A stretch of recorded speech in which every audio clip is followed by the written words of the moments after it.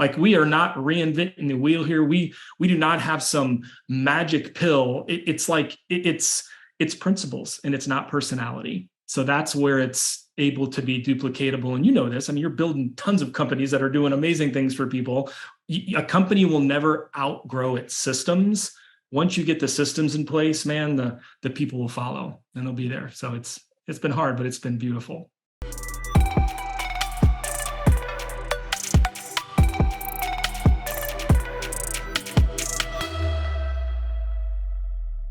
What's up, everybody? Sam Taggart here with the D2D Podcast. And just a couple of little news, housekeeping things before I jump in to introduce our awesome guest. We have our recruiting summit coming up here at the end of September. So if you're somebody looking to scale recruits, go scale your team, you're a sales manager, you're a business owner, make sure to come to our 4th annual recruiting summit. Tickets do sell out every year. So we have a limited spot. We try to keep these things experiential and intimate. So go to our website, and we should have a link here in the podcast. And if you're somebody that's ready to rock and roll in your business, we've got a business boot camp every other month and a sales boot camp every other month. So check those out. And bringing on Dave Brown. This has been a long time coming. We have talked multiple years. I was looking back to just even some of our conversations back in 2022, 2021, and somebody's been on my radar for a long time, guys.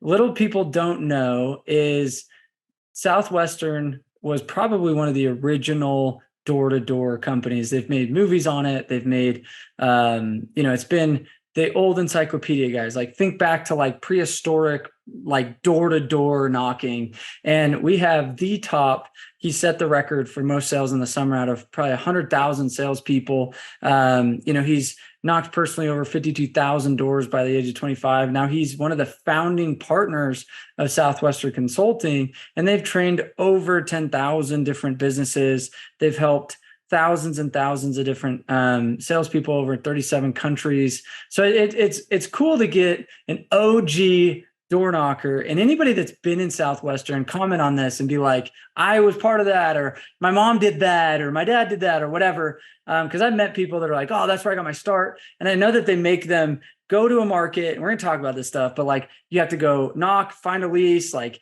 it is straight OG, the grind of grinds. And they still have a door-to-door division, still selling education today with thousands of salespeople across the world. And it is, I'm so excited because it's not your typical solar, it's not your typical roofs, but it is such a pinnacle kind of business that has really pioneered door-to-door. So 1, we get to dive into that, but 2, he is launching his new book, The Servant Selling, which is coming out August 1st. And so we'll also have links to that if you're interested in getting the book. And we're going to talk about that because it's been a 16-year in the making book. And if you're somebody that's like in sales and you want a good sales book that kind of helps redefine what is selling, and coming from a door-to-door mentality, which there's very few and far between books on door-to-door mentalities of selling, this would be definitely one you want to pick up for you and your team. So guys, go pre-order the book. His goal is to get 10,000 copies sold by August 1st. So let's support a fellow door knocker and his mission to go impact many lives in the door-to-door space. So Dave, welcome to the show. This is exciting to have you on. Appreciate you being here. Thanks for having me, man. You know a lot about Southwestern. Impressive, Sam. Every time we talk, you always impress me. I know a bit. I do my own. So Dave, you've been there how long? Well, I guess in the Southwestern family. When was your first door knocks? How old were you? Yeah. Tell us about that kind of journey. Oh yeah, 2001. So I was a sophomore at Trinity International University in Chicago, and I heard about this crazy internship. I was currently a waiter at Chili's, rocking it, 20-something pieces of flair every shift, was crushing it. And he said communication, money, travel, all these really cool buzzwords that I said, yeah, I could see myself doing that. It sounds crazy enough. And the system had been around for 148 years at that point in time. So I thought I could probably trust that company. And that was it. That was my first year. So it was May, literally last month, 22 years ago was whenever I knocked on my first door, sold a bunch of stuff that summer too. So Southwestern, what it was and what is it today, just so people have some context. Because I think a lot of people don't realize, like, it's still a behemoth sales culture that does it probably better than a lot of these companies that think they're so sick. They're like, oh, look at us. We got our 500 reps. We got the swag. We have this. Yeah. This is a sleeping giant, like kind of explain it a little bit. Yeah, it's like you don't know until you know, and then you start digging down rabbit holes, and you're like, man, this thing is, it's a system. It's a beautiful system. I mean, it started in 1855, and then they started their college program in 1868, where college kids would, to make money for school, they would sell Bibles door to door, and they had different editions of Bibles and topical. And I mean, it's pretty cool to go back to like we've got a little storage facility in our building, and you'll find stuff that's like 120 years old back there, quotes, notes from so similar to Sam. You would just eat it up, because it's like the stuff we're saying now, they were saying the same stuff in 1912 to the students, getting them pumped. I always say, like, somebody that comes up with some, ooh, look at this new and new uncovered sales strategy. And I'm like, yeah, that I would run away from that guy. Like it is so funny. The nuts and bolts that we're taught in the 1800s, guys, 1800s is still the same psychology that you are going to be using in 2023. Like, I think we need to remember that. And we try to get all fancy and dancy, but reality is, it's like psychology is psychology. People are people. Yep. Amen. And it's you get tighter and tighter over time. So there were at one time 8,000 kids out selling during the summer months. Like, that was the most kids we've ever had. It's gone back and forth, right? I mean, we've gone through 2 world wars. And so, like, we would have our sales staff diminished by 90% because they were drafted. I mean, just crazy history that we've gone through over time, but yet it stayed consistent. It stayed solid in the principles. And each one of you, man, you all know these principles, right? The answer lies behind the next door. Just go to the next door. Like, don't be calling anywhere else or trying to figure it. Like, so much of it, like you said, is so just rock solid. Yeah, it was Bibles, and then it became educational stuff, to finish with the last question, educational stuff. And now it's still education, but there's also an online platform to it. And then, of course, some stuff that parents can get involved in and help their kids in every piece of schooling, from babies to college kids. So that's what we're selling mostly right now. And there's 1,200 kids out doing it right now this summer as we're talking. I see that, a 1,200 kid campaign, knocking, prospecting, pitching, and it's systematic. So what would be some key takeaways? Like, you've obviously now built into the consulting side, done that for years. If you're to kind of nuts and bolts, here's like the holy grail of Southwestern model. What would be some of the key systems that you would teach a door-to-door sales rep to just have success? Yeah, and it's stuff that we're always teaching to our teams, right? There's 3 things, and we always sign people up with it, and we always, whenever we're getting them enrolled and to become somebody that's going to do this, whenever they're selected, we call it for the internship. Well, first one is they got to work hard. Second one is they got to study hard. And the third one is be coachable. Work hard, study hard, and be coachable. If you do those 3 things, you will, on average, make about $10,000 in the summer. And, people do quite a bit more than that. Of course, people do less than that when they're not working. But those 3 things we talk about it all the time. And then no means next. Again, all of these things that you all have heard before, that it's just, we've been saying it for 100-something years. One of my favorites is the answer lies behind the next door, because so many times we think, well, let me call my parents, let me call my friends, or let me go take a lunch break at whatever, go, get my head clear, to get my head straight. None of that is what, go to the next door. Go to the next door. All your answers to any questions, any doubt you have, is behind the next door. So that was always my personal favorite one that I liked from that. I love that. So obviously you've trained all sorts of companies and reps and things like that. And then started saying, how do I framework this into a book? And you've said for 16 years, you've been working on a sales book. Kind of talk to us through the concepts of what makes your sales book different. And then let's go through kind of maybe some of the key points of it. Thank you, sir. So I believe these two words that don't normally go together, right? Anytime I'm in front of groups all the time and I ask them, salesperson, what are a couple of the words that come to your brain whenever you say salesperson? And right? You don't get the nicest of caricatures for us, right? Sleazy, selfish, whatever is what normally is said. Then I say, now tell me what you say with servant when I say servant. And of course, you get all these niceties, somebody that cares a lot that wants to help. And I can remember sales early on in my career, Sam, where I didn't feel good about them, where I might have, not lied directly, but maybe not fully said the whole truth or didn't, we know this, right? Because we're doing it. When you're off, when your integrity is off, or I did. And I didn't like that feeling. I might have made the sale, but I lost my integrity in the process. And that sat with me to the point to where I was getting really good at this thing. Like I was making tens of thousands of dollars a summer, and I became pretty good at it. And I was scared that I had to give up my top producer. I was scared that I might have to give up my top producer title if I didn't sell that way. And then all this crap into your mind, like, oh, but everyone sells that way. Sales, that's what it is. Like, it's just, you can just do whatever.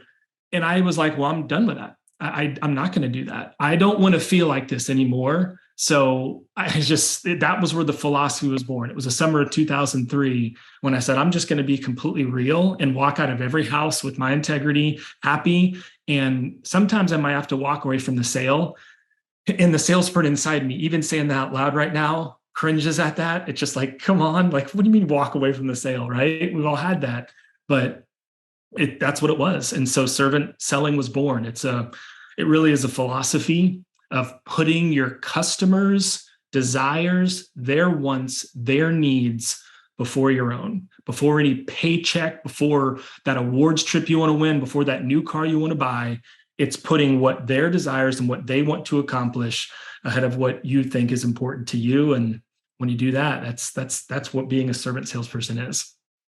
So kind of walk us through the philosophy, or not so much the philosophy, but more the tactical elements of what makes it different than probably a traditional sales brain. Because like before you do that, I want to just say, like, I think every good sales rep should, at least with a heart and a conscience, should have that moment of like, okay, I've been taught all these things. I watched some people kind of ride the gray line in a lot of different areas. I have an opportunity to ride the gray line in a lot of areas.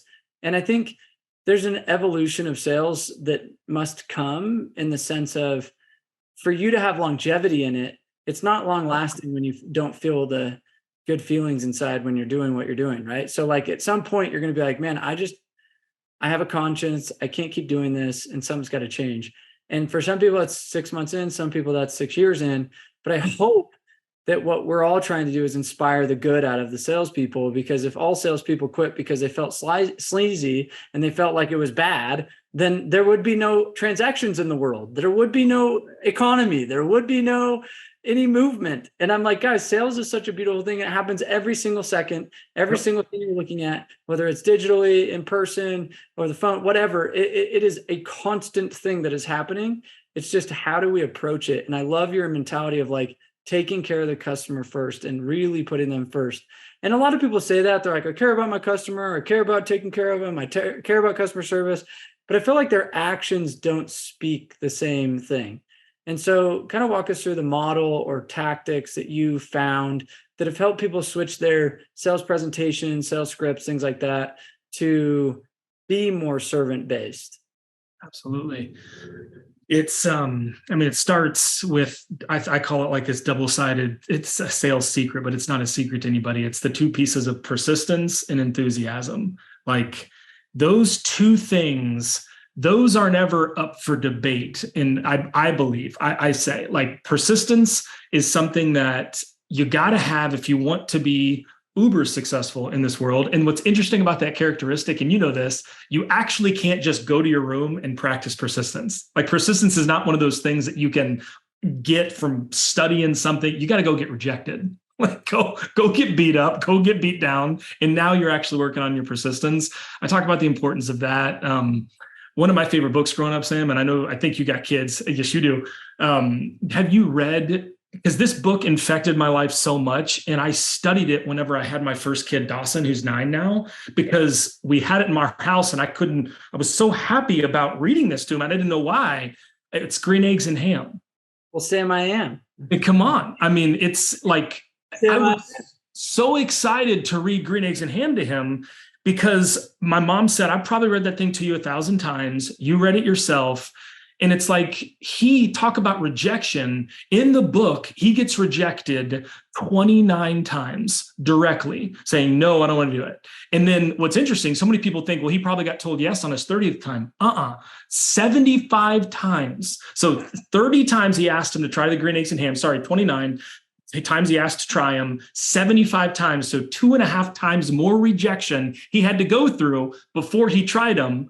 And I'm looking at this book, dude, I studied this and I write about this in Servant Selling all throughout that book. You'll go back to, you'll see it in a different light now. Sam's got this smile on his face. And even when that who is like, he's got this reverberating stuff coming out of his face, like, no, I will not do him in a house with a mouse on the, all this stuff. And Sam's just sitting there like this.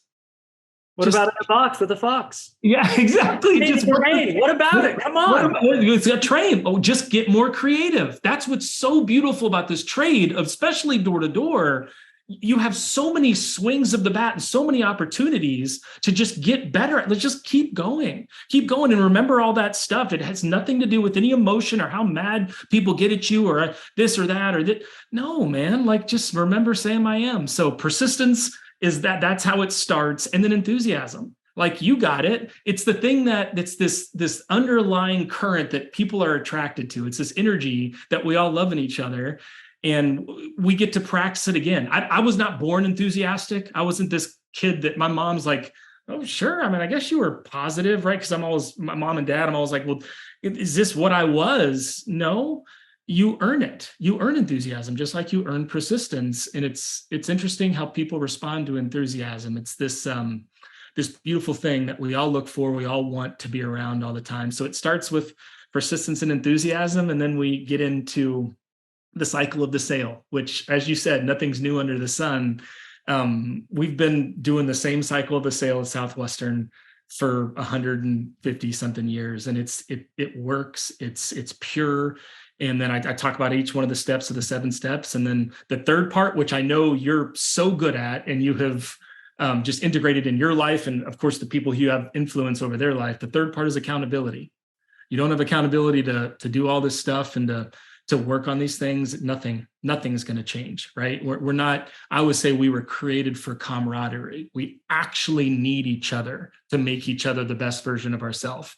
Southwestern has said this for a long time. You don't become the best version of yourself by yourself. And I really believe that.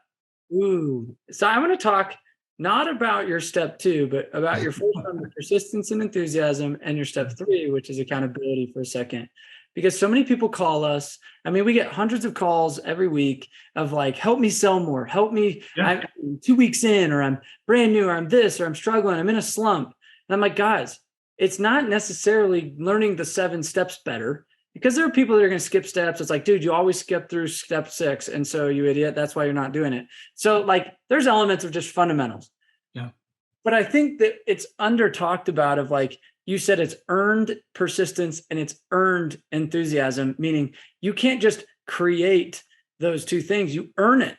And I think too many people want it on a silver platter. They want persistence handed to them. They want somebody to hold their hand. Hey, can you knock with me? Can you go out with me, mom? Like, hey, what if we just got like one apartment complex to get them all? And like, what if we just set up something? Guys, you could try to reinvent this 1,000 different ways. You don't think that Southwestern has been around since 1850, has tried to like a million different things. Like, let's be real.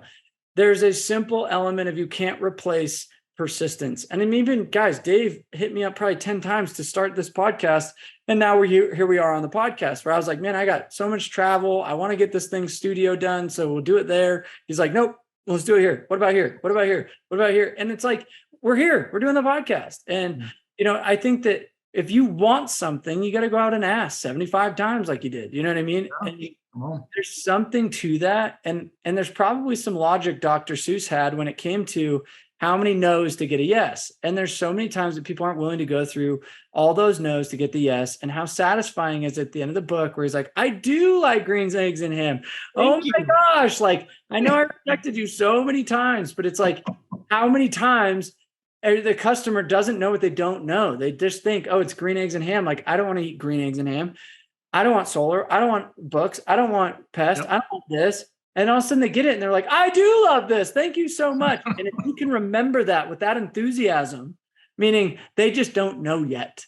They just don't know yet. That is selling. That is selling.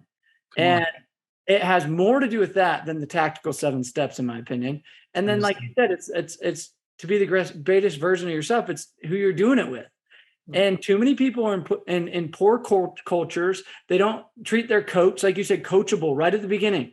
And I think too many people aren't coachable. And coachable in my means humble, curious, but also willing to take in the nuts when somebody's like, you suck, dude. Like, I love it when my partner D, she goes, today we're at the gym and she's like, didn't you only do 3 sets of that? And we were doing calf raises. And I was like, okay, fine. And she's like, you were about to leave and not do your 4th set, weren't you? And I was like, touche. So I jumped back and do my 4th set of calf raises. And she's like, I love just keeping you accountable. And I was like, look, she's talking about the 1%. That 1% is like, thank you. Where the other 90-something% is sitting there going, what are you to tell me? Like, I was tired and I was da-da-da-da-da. And I was like, oh, thank you for holding me accountable. That's coachable. And I think so many people are, too prissy maybe to where they're like, oh, well, that company over there, and they go poach or they go look at greener grass and they're like, well, he doesn't yell at us for not selling. And they say it's a lot easier. I'm like, let's not put easy and door to door in the same sentence. Let's just like, no matter what you're selling and whatever color, and no matter where you're selling, it's going to come with challenges. Let's just like open up to that fact. And let's just say the reality is the best coach and the best accountability system is what's going to pull the greatness out of you. And the culture more so than people recognize and give. Yeah. Amen. So I guess what systems for accountability does Southwestern do? Or like, what do you guys teach that helps people keep them accountable? Yeah, it's, that's our core. So Southwestern Consulting, the business that me and a couple of friends started after we got done with our door-to-door career. So we stayed with that family companies and basically started the consulting arm. Is we do coaching. We actually do one-on-one sales and sales leadership coaching. That is our core product, Sam. That is a thing. We've coached 21,000 individuals. And that's the big difference is we don't do group coaching. So we believe, and Southwestern has said this again for as long as I can remember, and as long as a lot of people that are a lot older than me can remember, it's about one-on-one. It's about getting somebody. So that person you're just talking about at the gym, that's awesome. Like, she knows, you knew, and it's like, there, go do it. Now, if you were in a class full of 20-something people, probably still effective, right? Group stuff and everything else, but they weren't speaking directly to you. That wasn't your coach. That wasn't your person. Somebody may skip out on that. So that is our whole everything. And man, every line of work, we coach people on all sorts of stuff. So we insanely believe it at our business. And we've got about 180 coaches that are spread out. I mean, thank you for reading what you read. We got a bunch of coaches in a bunch of different countries too. Of course, what you've put together. Like, I've met 3 or 4 of your coaches over the years that talked to me about your model. And I was like fascinated because I've tried to scale other coaches. I have a one-on-one fitness coach that does fitness coaching for our clients and some sales accountability and things like that. But like trying to scale to 180 individualized coaches is very difficult. Yeah. And that's what's so beautiful about the system, right? It like people die off, people leave this earth. Systems are forever. I mean, you look at, and this is something that we like to pride ourselves on. I don't want to say this as, oh, just look at us, but look at the principle of it. We are not a company that's based on anybody's personality. We're not like a Tony Robbins, Grant Cardone, this, like, we're not like somebody, hey, I've got all the answers for you.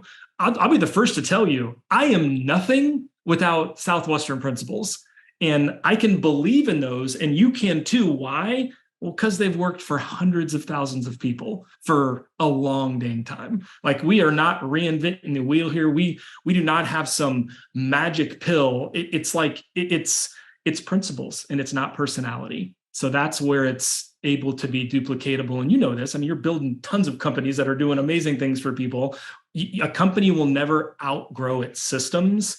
Once you get the systems in place, man, the people will follow and they'll be there. So it's been hard, but it's been beautiful. Love that. Love that. So if somebody wants to go find the book, where can they go get it? Yeah, simple. It's just servantselling.com. www.servantselling.com. Guys, go order the book right now. That would be incredible.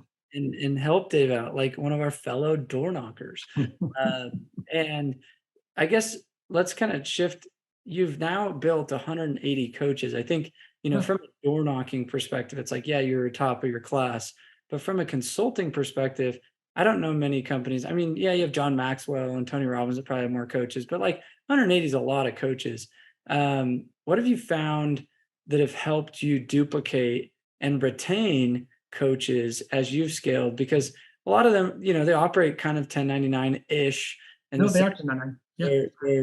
Their style, their flow. So you're now managing a lot of guys that go out and sell coaching, teach coaching. How do you make sure they don't just try to go do their own thing and start their own little coaching business? How do you retain them and keep them dialed and organized as you scale?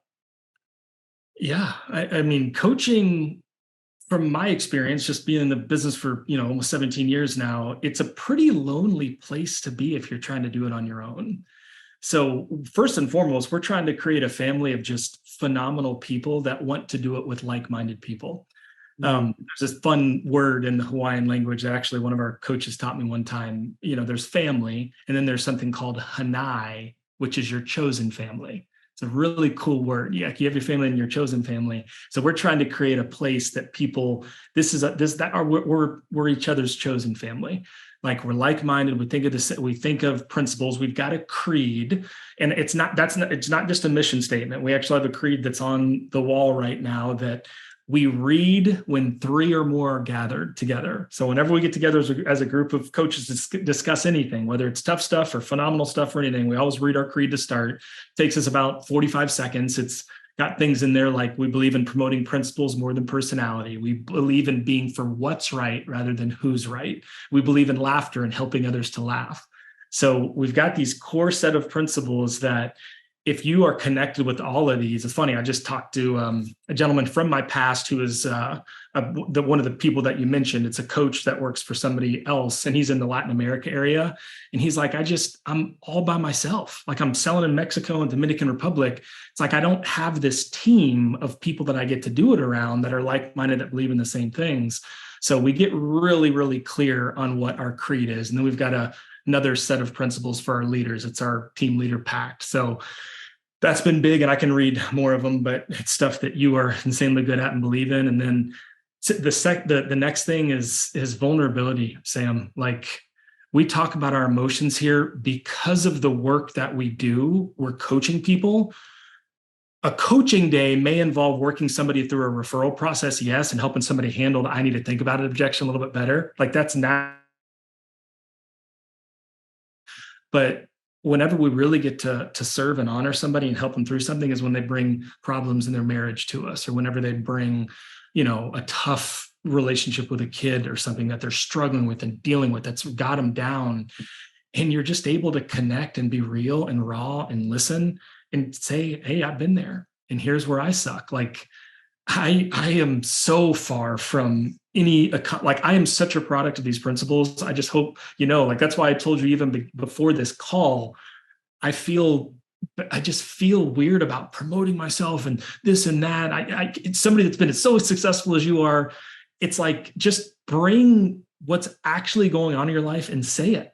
And at our company, we've had people that have healed marriages, like coaches of ours that have gotten over addictions that have haunted them their entire life, that have shared stuff in front of hundreds of people at our company events that they've never said to even their best friend back home, because it's safe. This is a place that you can go to work on your crap. Everybody's got crap. And I've got 5 coaches, Sam. I got 5. And that's because I'm really effed up. I need a lot of help. 5 different people that I'm paying to hold me accountable. My marriage, I got a parenting coach because I'm so hard on myself that I put that on my kids and I yell at them. And then I have all this dad doubt. And then everything falls apart and I'm mad at Emmy, my wife, she's mad at me because I'm yelling. It's like, I don't know what the F I'm doing half the time. So it's just raw and real. And, I hope that I get a chance to practice that from whatever position that I'm in. And I want everybody to live that out too. Like we're just that. So when people feel like they can be fully themselves, I think they stay at that place a little longer than the next place. Right. I mean, think like everything you just said, whether you're running a sales team, you're running a sales company, or you're getting coaching or coaching is so applicable. I think the vulnerability element is what I think is missing in a lot of sales cultures. I think there's a lot of rah-rah, a lot of hype, a lot of excitement, but they aren't in a place where they can feel safe to come to their family, their chosen family. They feel like a number. As long as they're spitting out numbers, then they're accepted. As long as they're not spitting out numbers, then they're not accepted. But people don't really get down to the root of like, why? Like, what is it that's not motivating to them? What is it that's going on in their personal lives that's the struggle? I mean, I think we're on a similar mission. Like we've been developing an app called Expand that will come out. And like I said, I'm like, just patience, you'll love it.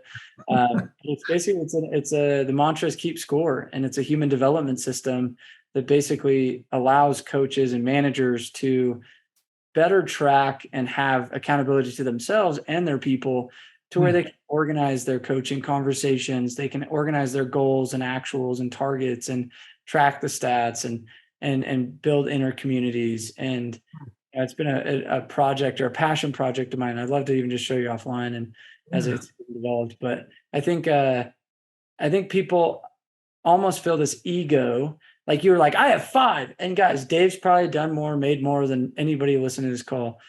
And I think people don't realize, like, I have 4. I have fitness, I have a therapist, I have a life coach. You know what I mean? So I think people underestimate the value of paying for somebody to help you and showing that authenticity of like, I need help. Like you said, you're hard on yourself about parenting. It's like, I'm hard on myself about fitness. I'm hard on myself about business. I'm hard on myself about a lot of things. Why? Because I want to be better. Like, and I want to tap into the best versions of me. And if you're not, and you're just complacent with an ego, that is what I would be afraid of. That is where I'd be afraid, like scared. I'm like, those kind of people. I'm like, I don't attract those kind of people either. And that's what's fun. It's like the people that come to us are the ones that are the vulnerable, are the ones that realize they need help. And I stopped attracting those that are like, why would I, like, I'm just like, I don't be in my world. That's fine. And I realized that there's a few types of people, and there's some that just don't have a growth mindset of vulnerability and community. And I'm like, man, it must be lonely trying to do it all on your own. I was like, yeah. So you nailed it. It's just, it's exhausting too. It really is, trying to keep it all together. Because I was a 25-year, I bet that I wanted to look perfect on the outside back when I was doing that, in college with Southwestern doing it. I remember just, I got to look like I have it all together. I don't share any, like, come on, look at me. Like I perfect. I was always trying to be perfect. And it was just, there was no connection. It was lonely. It was exhausting to try to hold up that front. And even when I was trying to get out of that, when I realized I had this massive problem, the ego, the devil, whatever you want to call it, right? We call it Mr. Mediocrity. That's what Southwestern's called it for 100-something years, Mr. M, Mr. Mediocrity, just in your head, constantly going, oh, no, man, you don't need them. I think that is the lie, is you don't need anybody else. Call that lie that comes from wherever you want to call it, whatever you believe. That's the lie, is that you can do it all on your own. Man, we need each other. We need each other. And then whenever you just share it to somebody, the stuff that's that is your stuff, that's really your stuff, that's really working you right now, man, there's nothing better in the world. We can do anything together, anything. Oof. Guys, if you're listening to this and you have not subscribed to the D2D podcast, you haven't followed Dave Brown, you guys are idiots. Go get the book, Servant Selling. It's going to be fire. servantselling.com. Dave is literally dropping fire. So go share this with somebody else that needs it. If they're struggling in sales, if they're a business owner, there's somebody that needs to level up. Guys, that's what these podcasts are about. Dave's taking time out of his busy schedule to jump on the show, and we should honor and appreciate him for that. Dave, any last little words as we wrap this thing up? Yeah, thank you for your message. Thank you for your mission. I can't wait to see expand. Thank you for caring about this industry, for doing stuff for it that has not existed it's an industry that is the oldest in the world, sales, right? I mean, some would probably argue there's older industries, but this is it. I mean, this is the one. So Sam, I'm honored, man. It's honored to know you, honored to know what you're into. And yeah, let's just keep building this beautiful profession that should be just glorified in every dang way, man. Thank you. Love it. Appreciate you. Okay, guys. Love you. Peace out.